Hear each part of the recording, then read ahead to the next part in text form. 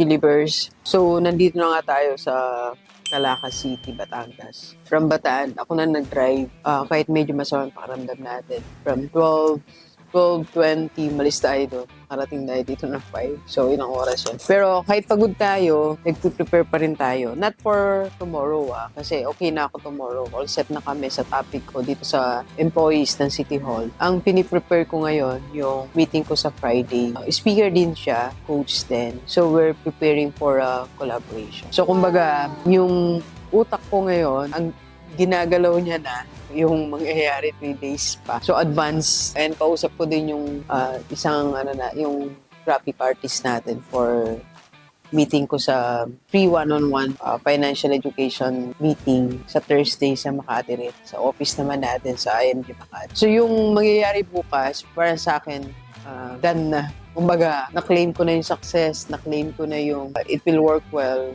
Of course, pinag-pray na natin, ayos ng lahat, all set na. Kumbaga, yung bukas, i-enjoy ko na lang siya. Okay? Kaya ngayon, nagpiprepare naman kami for Thursday, then Friday, Saturday for AIM naman yun, school honors. So, ganun delivers. That's how you work. Ako, for me, ganun ako sa akong magtrabaho.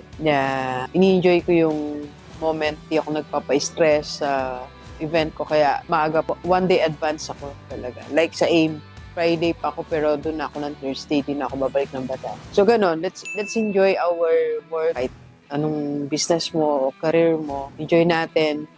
Pero may enjoy lang natin yan pag ready tayo. So always ready to give your best shot kahit negosyo yan, speaker ka man, coach ka man, o meron ka mang traditional business. Okay, then advance talaga lagi ang plan. Let's go. Good night. Good night.